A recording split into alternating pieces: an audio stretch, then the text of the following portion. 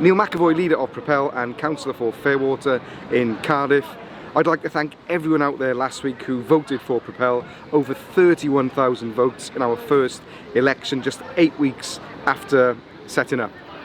This is just the beginning of our journey. Our councillors all over Wales are continuing to work for our communities, and we're also looking for people out there who want to get involved, who like me think that this isn't as good as it gets. Wales needs champions, and the injustices are still there.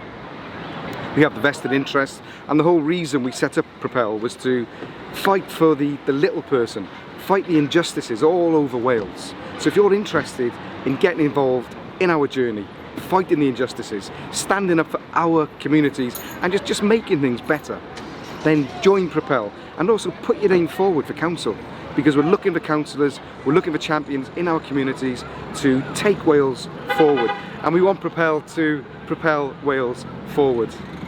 Join us. Diolch yn fawr.